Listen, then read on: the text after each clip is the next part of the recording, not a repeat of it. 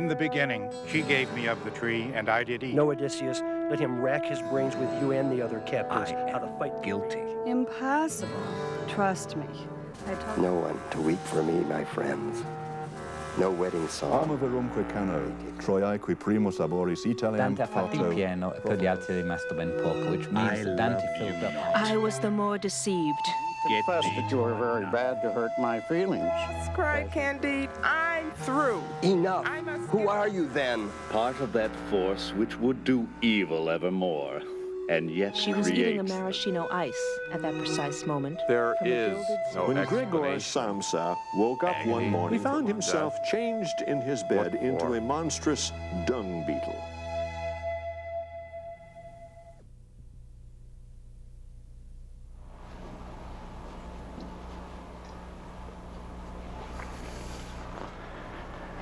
Hello again. Welcome to Lesson 4 in our Living Literature series, our second lesson on Homer's Iliad. I enjoyed very much our last one. We were all over the place, but I think in the process we did give it some shape, and I appreciate the very intelligent questions you asked.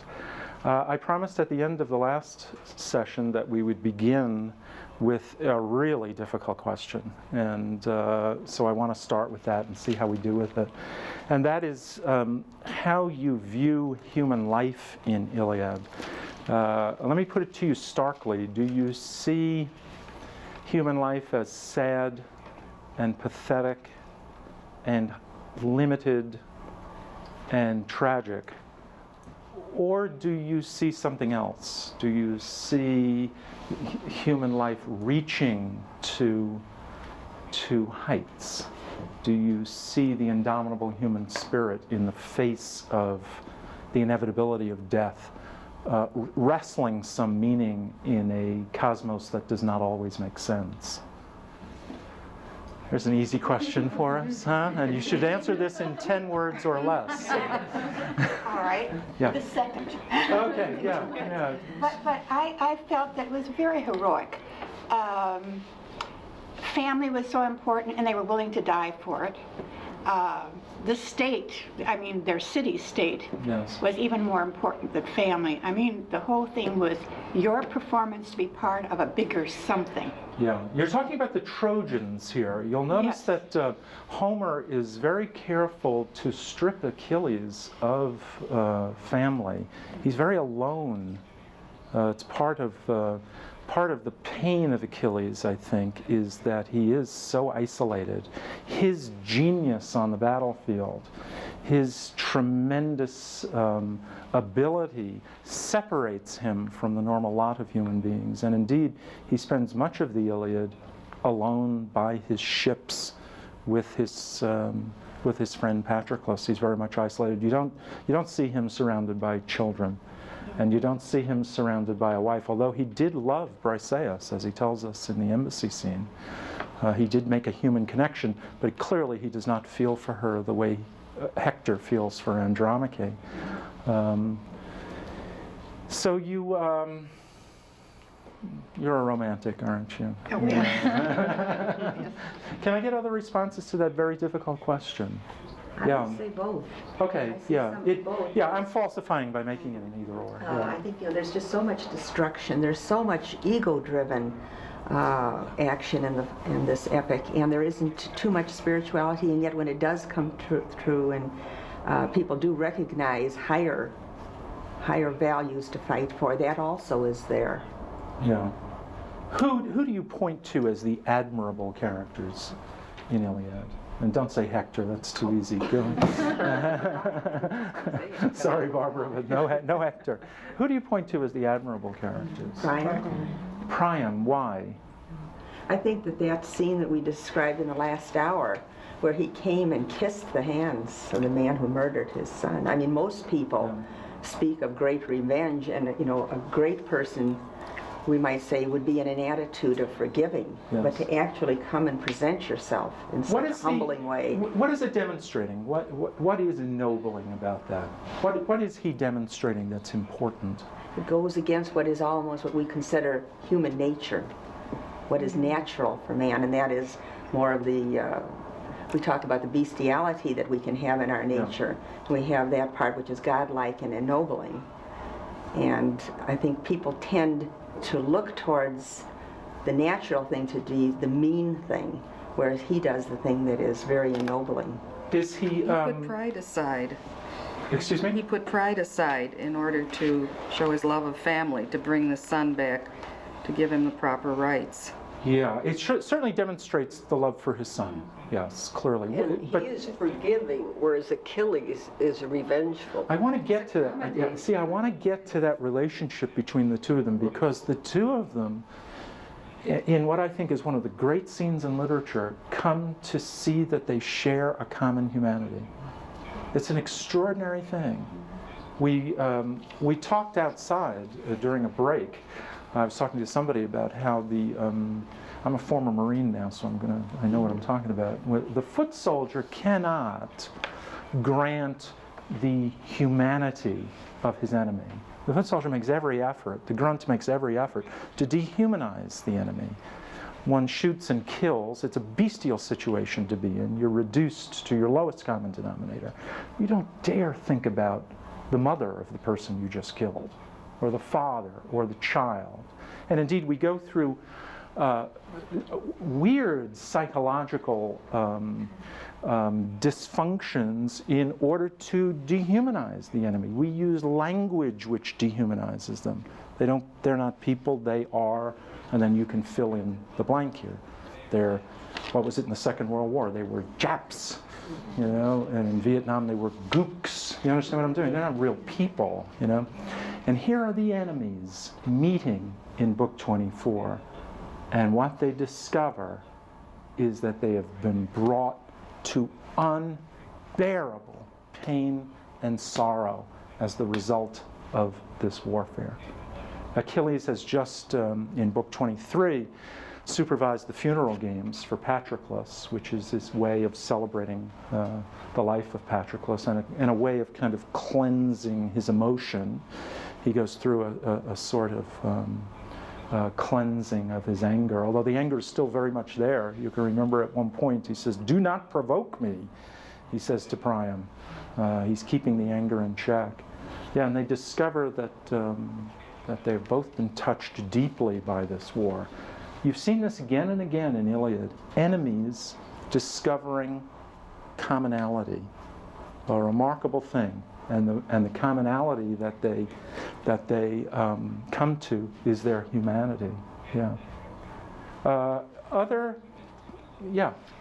there's a phrase that's repeated frequently, that they're far from home, and I think it's used as a metaphor also, especially at the conclusion, for just how low they've sunk in enacting all these things throughout the books and the epic. And there is that important last scene then, where there is an identity, there is a family recognition between the two men. Yeah. And I think then there is that closing. It is a sort of homecoming for him, psychologically and spiritually. Yeah. But I did this to you in the last hour, and I'm going to do it again. Do you not? I agree. There is a kind of catharsis in Book 24. We feel almost relieved at the end of Book 24 until we're reminded of what's going to happen. Is there not an ironic undercutting of that at the end of Book 24, when we know that Priam is going to die? He's got about 12 days to live. He dies. You'll see him die in Book 2 of Aeneid, and you will not be made comfortable when you read the death of Priam. It is most moving.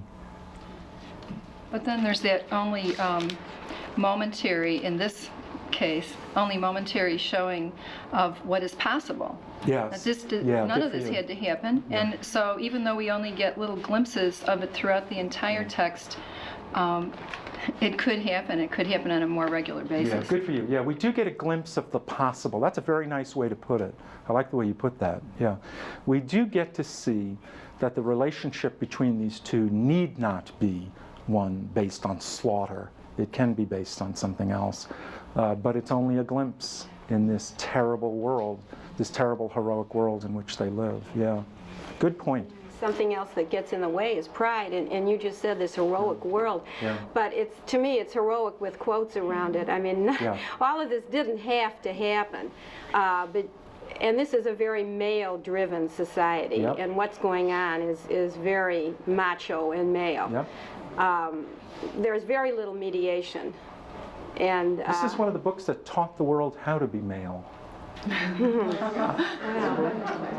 Do not think I'm being ironic here. I am not. This is how I assert myself. I assert myself in the world. I leave a mark. It's not enough to go through this life invisibly. I leave a mark behind. And if I take a stand, I cannot vary from it. I must continue. Oh yeah, that's Achilles' trap, isn't it? Good for you. The trap, sure. And at the end, Prime almost shows his female side, and that he is willing to go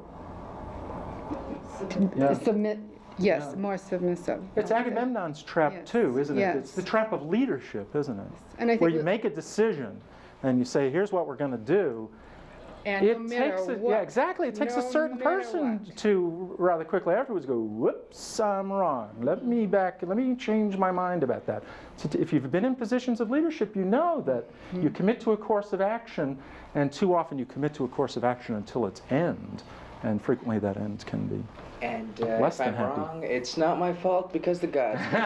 Yes, there's always the gods. Yeah, it was Ate. Yeah, right. Good for you. Yeah, right. I was in the throes of Ate. Yeah, or I was in the throes of Aphrodite. But you haven't been there. Again, I'm sounding ironic, but I don't mean to be. I've been in the throes of Aphrodite, haven't you? Hasn't passion taken over? Would that we were these wonderful, rational human beings and all our decisions were rational. What an awful life that would be. Can you imagine who wants that? Yes, so yes. Again, think of those gods and goddesses as passions, as Ares, the god of war, as being that kind of militant need to kill and to achieve on the battlefield. Aphrodite being that passion one feels for another human being. Therefore, isn't our present lives similar to the time of Homer? Tell me about that. Yeah, you see, when we played our stupid classroom trick earlier, I took you forward in time. And here you are wanting to take me back in time. You see connections to this world. I see the way the men were in charge then, and the men think they are now. Oh, stop this. If we're going to get into man beating, I'm out of here. Right? And the women were possessions. Yes. And in some areas they still are. If this turns into the Oprah Winfrey show, I'm out of here. What's wrong with that? And this book was followed as a lesson for generations to come, or read by generations, and said this is the way men were, and I'm going to follow that. And in a way they still are. War back then was cruel and bloody, but look at Bosnia and different things. Women are still considered over there. Oh, of course. Fair game for rape in the war, and it's every war has been that great similarity. Every war has been that way. Look, war is hell. It doesn't, and war is bestial. So I see great. But that's not all war is. Right. Yeah, that's not all war is. Yeah. I see also a thread that in the midst of chaos, of the things going on in our lives seemingly beyond our control, as in the case of Job, and what's going on around Achilles, and what happens to us as individuals today, and you alluded to in one of our last sessions last week, was the need for spiritual centering, and that Achilles was powerful in his own way, but the script reads that he listened to his gods. And I can see this. Hector was the same type of person, and each person seemed to gain a certain amount of power and advantage to the extent that he could tap that source. Yeah. What's interesting in the Greek world is that the relationship between the human being and the god or goddess seems to be utilitarian You know, I will do this if you will do this for me, and it's a kind of, I'll scratch your back if you scratch mine. Very human, though. You're very human, yes, indeed. Human. Yes, Not it's necessarily asking practical, favor. but it's Yeah. very human. Yeah, it is. It sure is. Yeah. That was Yeah. the mentality of Job, where they thought if you were righteous, and he thought he was righteous, that they should be rewarded. So why has all this happened when I'm so good and righteous? And, you know, he could understand it.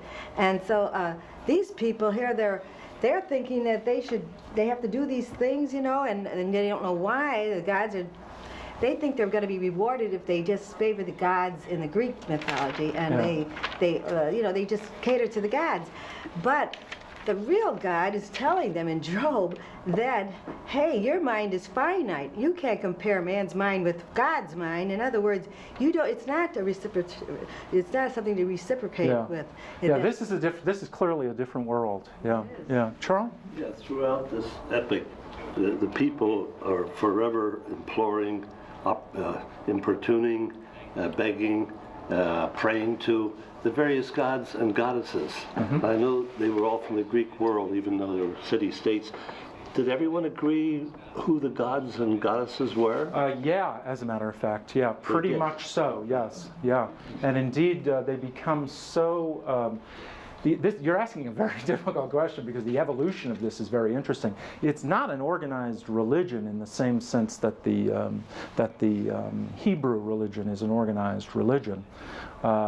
It kind of takes shape over time.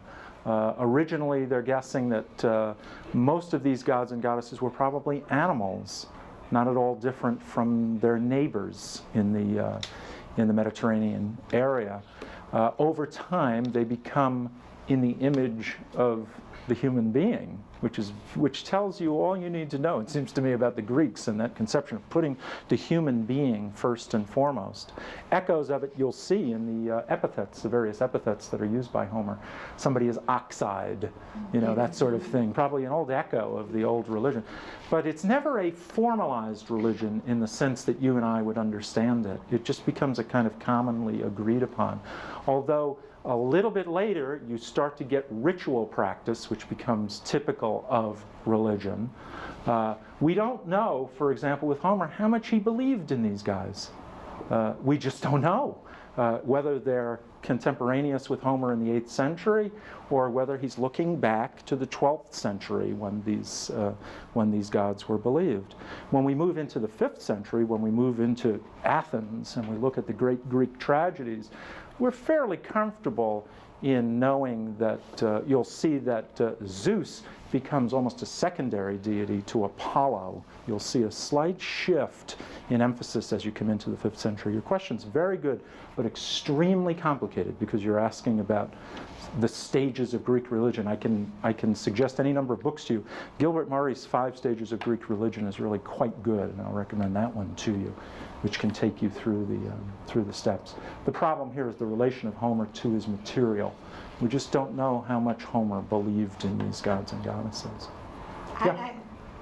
What I want related to that, and that is, look what happened when the man forgot to give a burnt offering. Yeah, that's the ritual wrath, practice of it. You talk about people being, the gods being like the humans. Yeah. If I've done all that for you and you don't even say thank you, which in this case was a burnt offering, and how quickly they retaliate and carry the vindictiveness forever, it seems.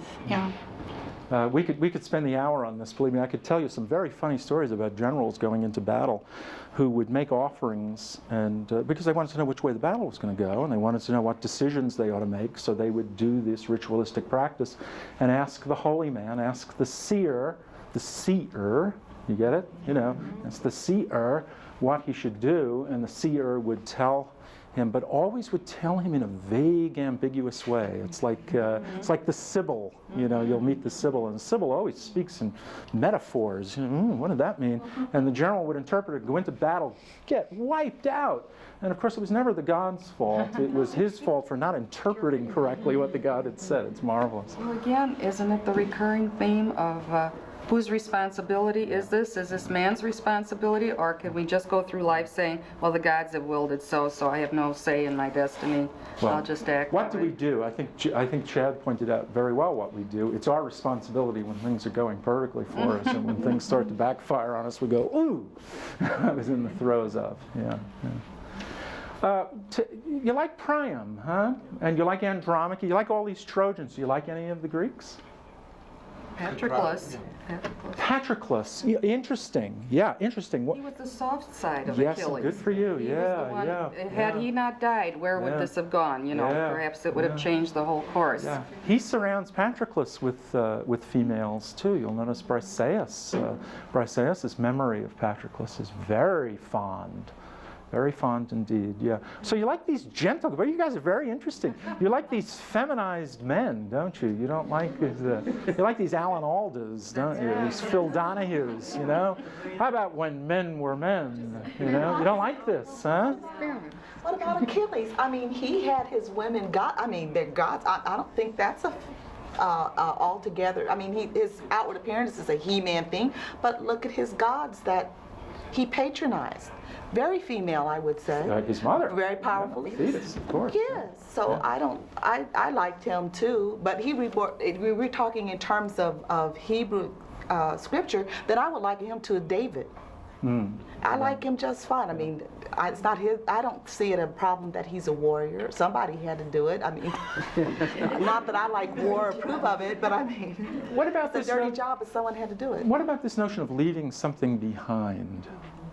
What about this? You're going to die. I hate to be the one to break it to you. You're going to die. And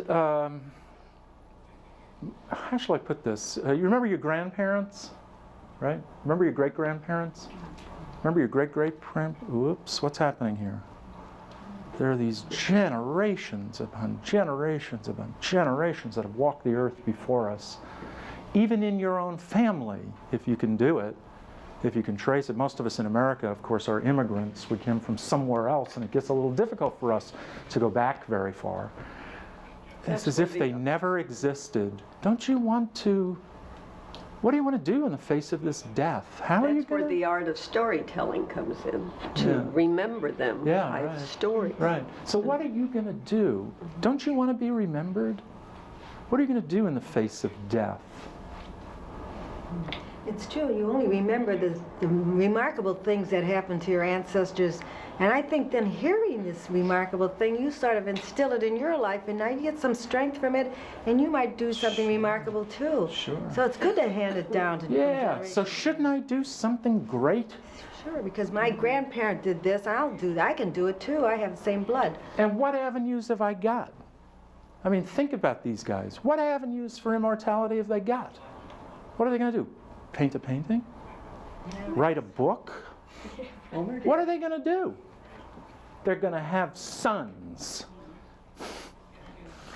And they're going to have sons. And let's be clear, all right? Because sons are going to go out into the world and do something. And they're going to do something great. And when they do that, you will be remembered. You will do something great. Your son will do something great. Remember Hector in Book 6? When his son, that wonderful scene in Book 6, when he comes to Andromache, and Andromache is holding Astyanax, and Astyanax looks at his father and recoils in horror at the sight of the father, at the sight of Hector. He's never seen his father with his helmet on. He's never seen his father as a warrior. He doesn't know who he is. He's scared of him.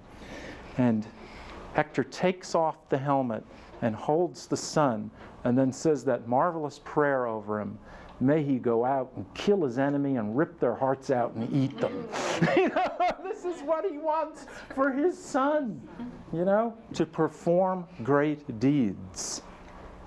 We are in a very confined world in Iliad. Are you aware of that? That here we are on the plain of Troy, and with the exception of the occasional simile that takes you out of the plain of Troy, or the shield of Achilles in Book 18, which shows you all of life, takes the tragedy of Achilles, the Iliad, and puts it up against life with a capital L. And we get to measure all of these things that these guys think is so important and so meaningful against the larger picture of life. Only then do we get a sense of a larger perspective. Only then do we see warfare against peace. Remember the shield of Achilles? It's an extraordinary shield. Running around the outermost rim is the river Ocean. Remember? And inside are, Hephaestus makes the shield, remember? Thetis is pleading for Achilles. And inside the shield, in concentric circles, a city at war, a city at peace. A marriage festival, a burial. You know, farmers, men planting vineyards, and we get to see all of what we would call normal life as it is led. And we see the war against that. What does it do?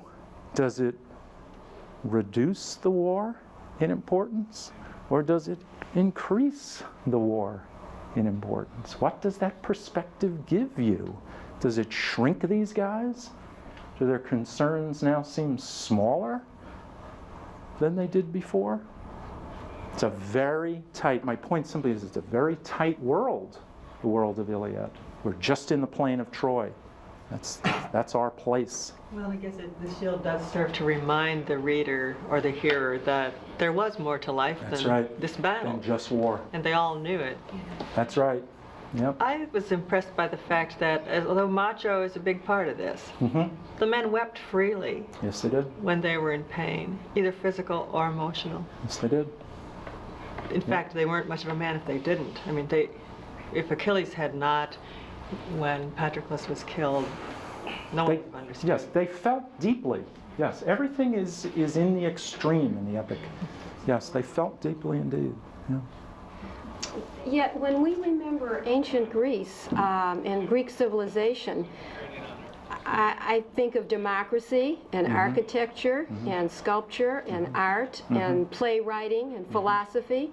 I mean, you're in the 5th century. Yeah, well, all right, so I'm not sure of the time frame here. Yeah. But as magnificent as these two books are, I mean, the whole thing is rather needless. I mean, this is not, you talked about being remembered and being honored. This is the way we really honor Greek civilization. Yeah, you're right.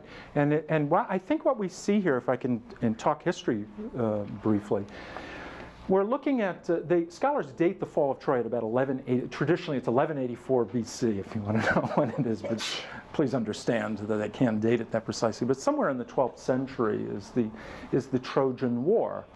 And there was a Troy, and it was in Turkey, and something happens there. Whether it's what we're reading here or not, probably not, but something happened to provoke what we have here. What we're probably seeing in that movement from Homer in the 8th century, looking back to the 12th century, and then let's go forward to the 5th century, what you described, the great age of Greece, the Athenian democracy, the great age of theater, where we're going in our next hour, art, architecture, statues, etc., sculpture, etc., is the movement, I think, from the tribe to the city, from the tribe to the polis. And that move is a movement in responsibility. In the tribe, the responsibility, look at the sense of honor as we see it in Iliad. The responsibility is to the self, right? Yeah, it's the individual. When we move to the city, it's a whole different ball of wax, isn't it? And you see in Hector, the city, the man who cannot do just for self. Homer surrounds him with the city, the mother, the child, the last line of defense, etc. It's almost as if Homer is celebrating a moment in human history that is really dramatic. That movement from the tribe to the city. Family. Yeah. And wait till you see the movement from Iliad to Aeneid.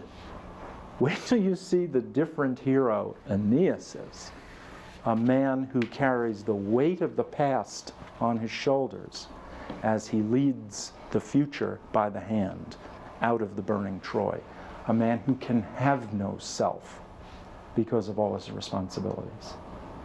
It's a dramatic moment, it seems to me, in human history, and it's celebrated here in the Iliad. What's interesting to me, let me ask you guys a tough question. Is this a pro-war or anti-war epic? Here I go with these stark questions, but and I do understand that questions this stark are part of stupid classroom tricks, but anti-war, pro-war? Well, if one considers the movement and where it's going, it shows futility of these battles. And our view, I think, or some people's view in the 20th century, for example, W.H. Auden's reduction of the entire book to the shield of Achilles. Great poem. And how this, like, here's this man Achilles who would not live long, is his last line, and the futility of this scene embedded in the shield. I think it's one of anti-war. I do too. And what war does. Okay, that's interesting. Can I get a sense from others, please? Everybody jump in on this. Depends which camp you're for, Troy. A relativist. No, how about that, though? Is the total effect for you an anti-war epic? Or does this celebrate the virtues of friendship and valor and courage and honor? All those things. Well, Priam showed these things. Valor and courage. And I think it's what you recognize in the book as you read it, whatever appeals to you. What appeals to me is the humanity and the suffering. So for me, it would be anti. But if you were the one that would take up this honor and this macho idea and see the greatness of man is merely magnified in these epics, I think you would go for the pro-war. It depends on how you read it, I think. Yeah, okay. But there are two kinds of honor. You've got the honor of Hector, who's doing not for himself a greater honor because he feels responsible for everything behind that wall, behind that gate, and he knows the futility of his position. But that does not stop him from doing what he must do to protect this bigger thing than himself. Yes. Whereas Achilles is doing all this over a prize that was taken away from him, and it did something to his reputation. But you diminish that. You sound as if you're diminishing Achilles' sense of wounded pride. No, but do understand that girl represents for him the value of his life.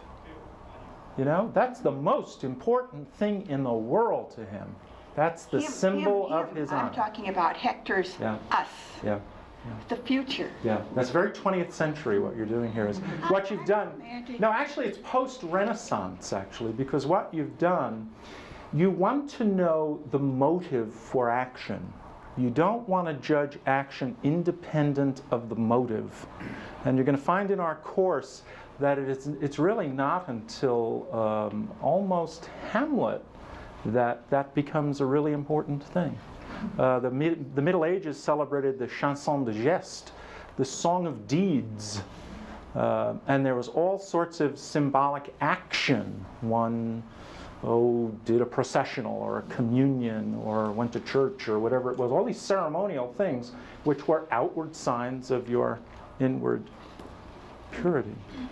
And then along comes Tartuffe, and we discover, that, wait a minute, we better know the motives for these actions, Well, what we shouldn't forget is the initial reason for this. This woman was stolen from her husband and her land, and they went out, for Achilles in particular, and Agamemnon, went out to retrieve her. So this was a point of honor. You can say that the Trojans started it. Of course, it was Paris who brought this all on, but that was their initial reason for this war. Or if you could do what Chad would do and say, it's Aphrodite who brought this all on. Right?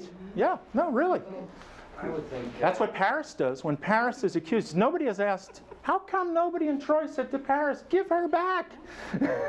Well, somebody did say, you ought to give her back. And Paris's reaction is, hey, when the gods give you gifts, you don't give them back. It's hard to argue with that kind of steel trap logic, You don't. She was a gift of Aphrodite. Yeah. Was Paris, did he have to make that choice? Yep. So then he had no choice but to make. But to make a choice, yeah. No, he had to make a choice, yeah. Okay. Yeah, as we frequently do, we have to make a choice. Is it a time of crisis, or in this case, war, that brings out the true character of men and women? That has been said. Yep. The great You will. number. Yeah. What has been said, of course, is war brings out the very best in the human being, even as it brings out the very worst in the human being. And if Iliad does nothing else, it shows you those two extremes. However, we are left with, what does it add up to? These guys just seem so sad. They just seem so sad. I mean, here, look at. Let me confront you with Achilles' choice. Let's come back to choice. You know, would you like a long life, right in the middle of the road? You know, a nice, safe, middle of the road, dull kind of get up every day, go to the same job every day, come home every day to the same husband or wife every day, and the same kids in the same house, driving the same car, doing the same work, eating the same food, and you're going to live a very long life? Or would you rather have a short life where you really do something? I mean, you do something so great that you're remembered forever. Not for, you know, shooting a bunch of kids in McDonald's, not that kind of fame, the kind of fame where generations afterwards go, boy, did that person push back the envelope of what it is to be human. Which would you choose? Is there a scale of values higher than life itself, he asks. Is there anything on your scale of values higher than life itself? Yes, your children's life. Clearly for these guys, the answer is yes, there is. There is something more important than life itself. Hector, standing in front of those gates, Achilles coming at him, looming larger and larger and larger, debates with himself what to do. Remember, it's a wonderfully human scene. And Hector's turning and running doesn't diminish Hector, does it? It really doesn't. It delays the action, but what a human response to Achilles, you know? It allows suspense for Homer to have them running around, you know, the wall. It's a marvelous narrative technique, you know? But he debates with himself what to do, and for a moment he thinks, I'll run inside the gate. You know, who wouldn't think that with Achilles coming? Achilles with fire. Remember the images Homer gives you? Is Achilles, when he re-enters the battle after Patroclus, all he has to do is scream and everybody runs, you know? Fire and light blazing from him. And Hector goes, maybe I should run inside the gates. And then he goes, no, but what would happen if he did? All the women trailing garments would think me a coward. I can't do it. I can't do it. I must face him. I know I'm going to die, but it's more important that I die and be seen a hero, that I be a model for generations to come, to be a model for my son, than for me to live. This is a tough question. This is a really tough question. Do you not have something inside of you that says, I do not want to pass through this life without having any effect? I want to leave something behind. It is one of the reasons that people have children, you know, among many other reasons people have children, but it traditionally has been one reason people have children. It's one reason why people create art. You know, to transcend time. We want to transcend time. We're painfully aware that we could leave this studio today and be, especially in this climate, be wiped out in a moment, absolutely nonsensically, you know? I could hit my brakes and slide through a stop sign and get hit by a cement truck, and somebody's going to have to take over. We're not going to finish out. You know, you understand what I'm saying? The thread is very thin. The thread of life is very, very thin. Each of you in your own experience can point to some nonsensical death. So let's make something of the time we have. But in a sense, then, there are two kinds of war going on. And I would see this as a book which is pro-war for the person, who's constantly struggling against this sense of what should be done according to who says I'm a coward, what should be done according to who says I should give back this body and make peace, a federal peace, albeit peace. And there's that constant struggle. The right kind of struggle then is against the group thought. And for what one should be doing. Personal autonomy, yeah, that's a very modern point. It is true, you're absolutely right. You all hear what she said there. It's very important what others think of you in this world, the world of Iliad. That is really important. It's not enough. Achilles, for a moment, seems to endorse your point of view in the embassy scene when he says, all right, look, I'm not going to win honor here. I've figured that out. You know, Agamemnon's actions have made that impossible. And the fate is the same for the great man as it is for the coward. I know I'm a great man. I don't need Agamemnon giving me gifts. I'm going to go home. You know, it's almost as if the Court of Appeals ends at his self. He defines his own honor. But he didn't really mean, you know. Yeah, you're right. I mean, these are men looking for fame, and fame does not come from your own self-worth, your own sense of your own self-worth.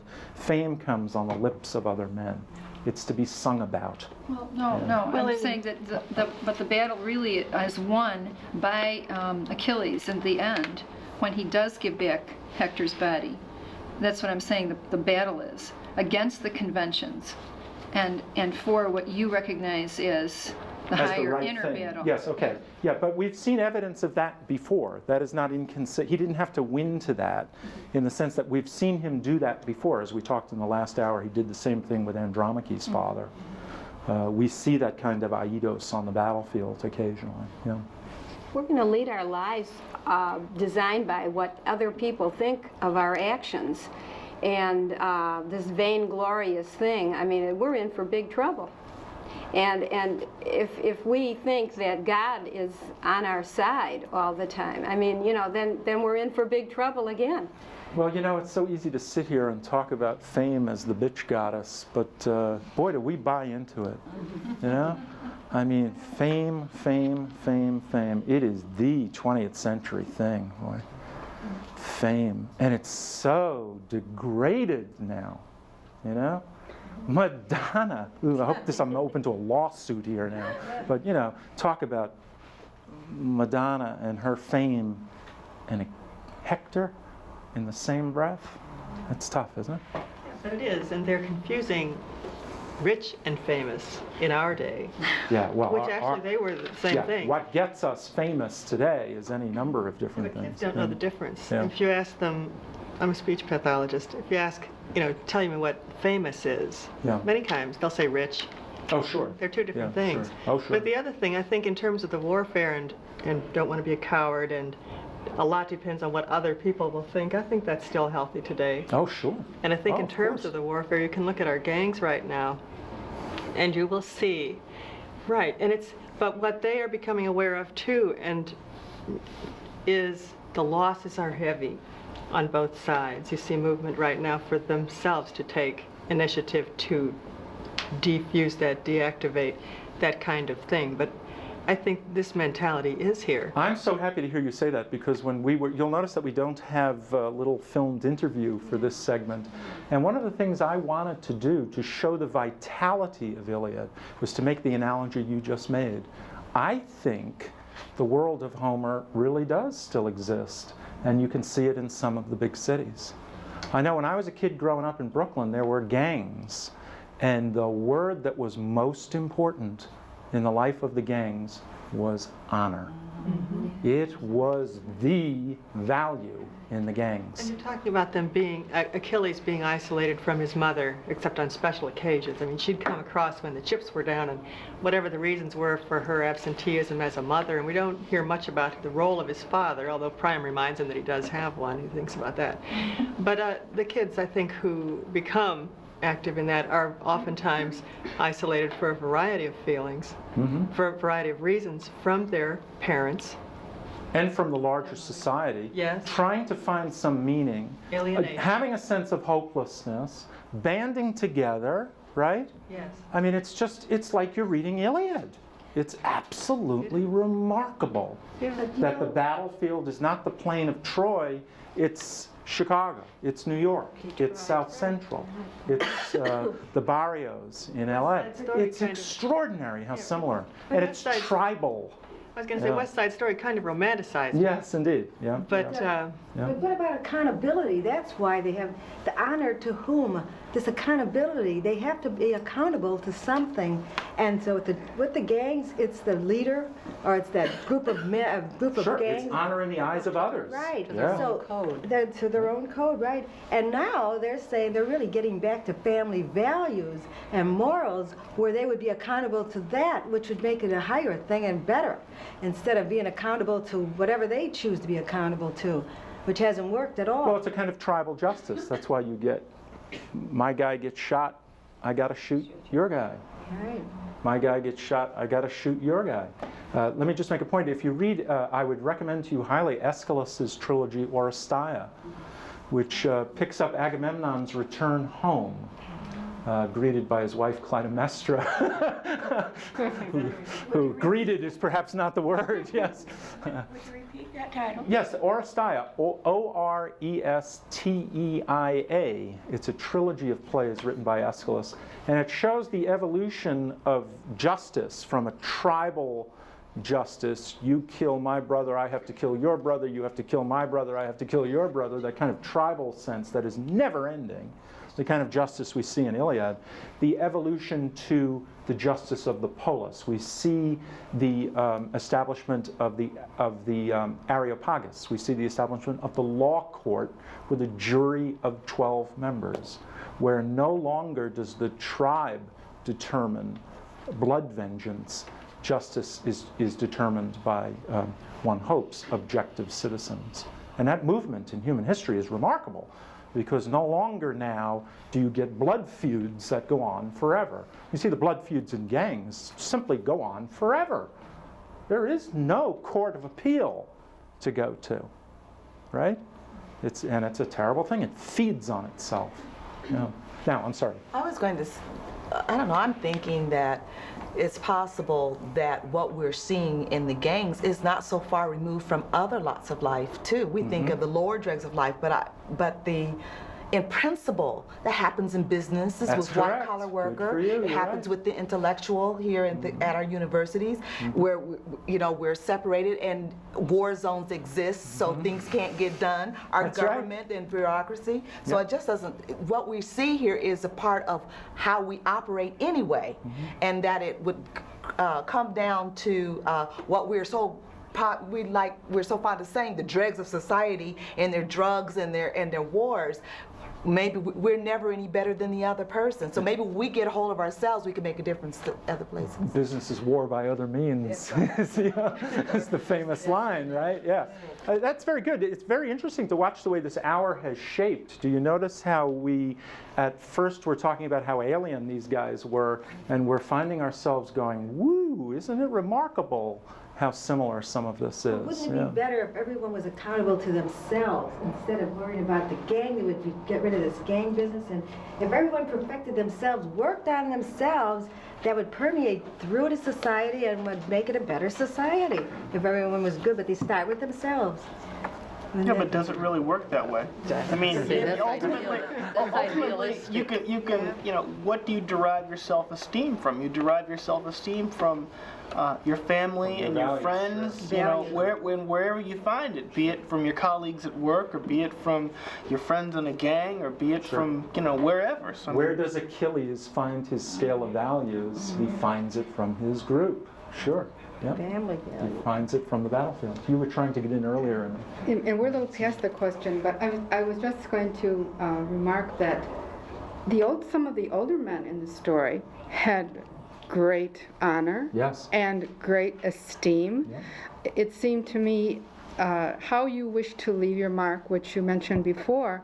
Do you want to leave your mark as a moth going to the flame for that one glorious burst, or do you want to lay back and leave your mark in a little less conspicuous way? Because the old people are certainly revered here tremendously, and these young men who had the vitality and the ability, a certain great leadership ability, chose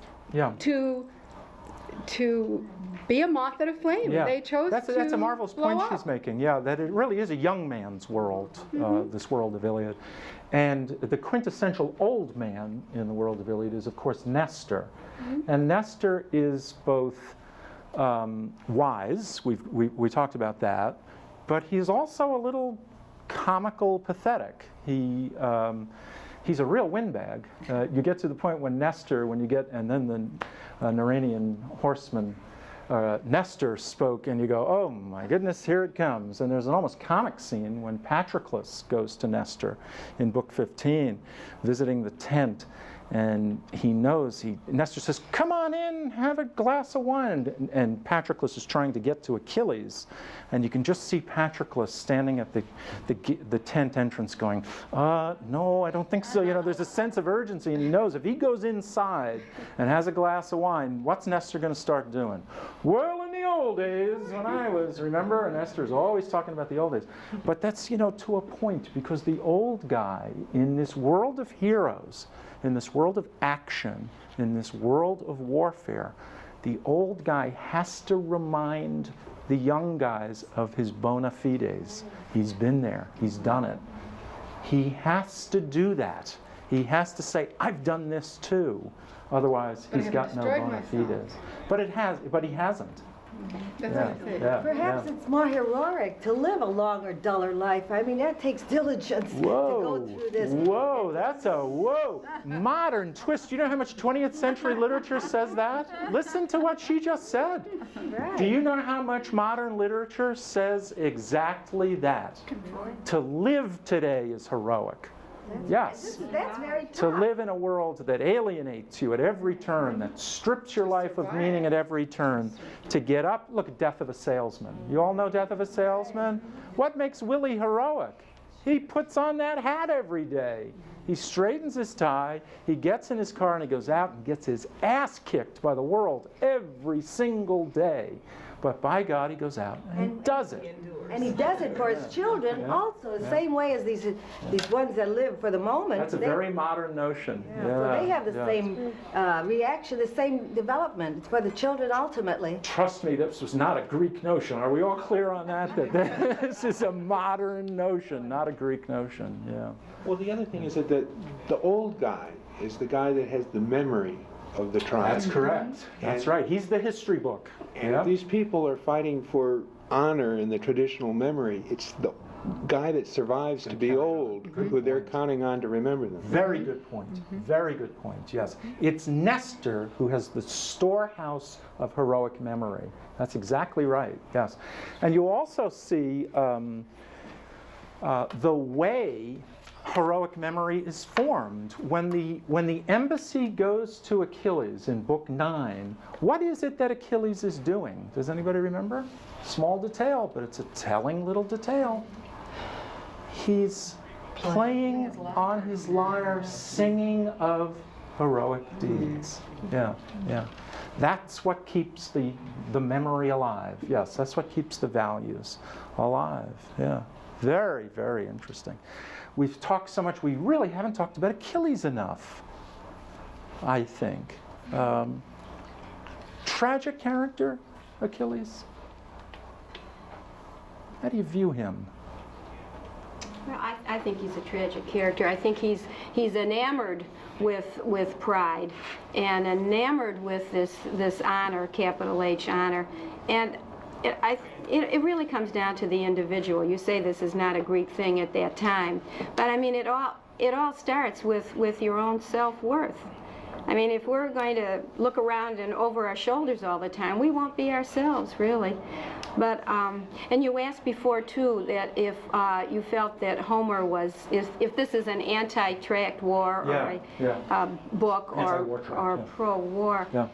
And I was thinking that I think it's an anti-war book, but I think that he glorifies some of it because he wants to be popular and read at the time. He can't, I think this was the going, well, I don't know, it's just, I'm just thinking that it's certainly more anti than pro-war, but he can't be all that way because he wants to be read and accepted by his fellow countrymen at the time, who may be more pro-war. Yeah, good point. Yeah. The occasional glory that's part of it. Yes, that's true. That's reality. Yeah, that's the point I made earlier, I hope, that he would falsify the experience of war if it was one or the other. It really is both.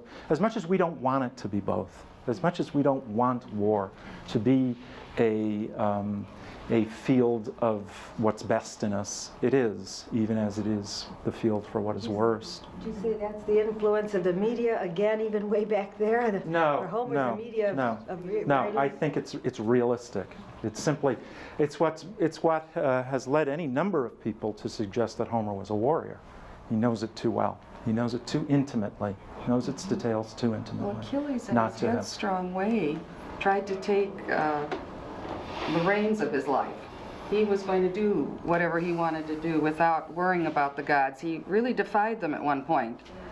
So he did try to manage his own destiny, but again, it was twisted to show that you couldn't fight the gods and what fate had in store for you. That's what makes it a tragedy. He really did. Yeah, that's what I want to ask now, is what is his tragedy? Point to it. Show it to me. What is it?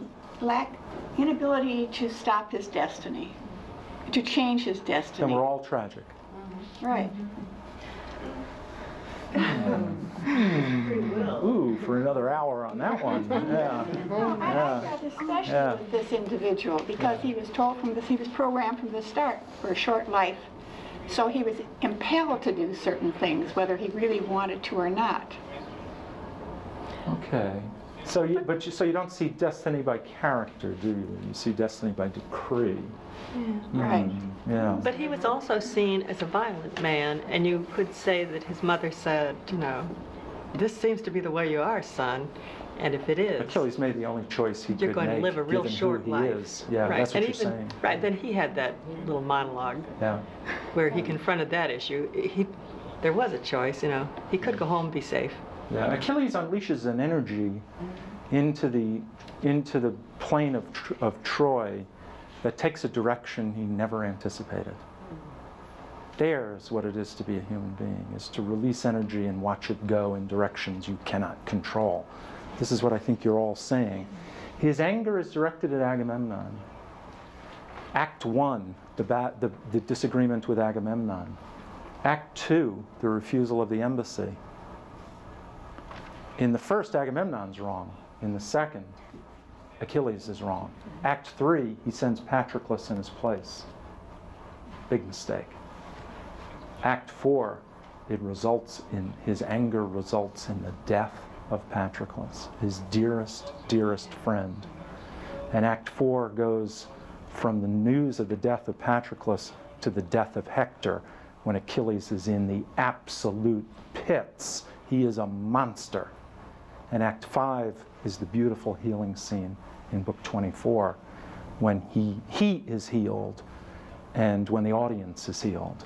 But look at the direction Achilles' life took for his anger. He had no idea it would go in that direction. And that, alas, is the human condition. And that, alas, is the end of this hour. I don't know where this went. Thank you very much for your attention.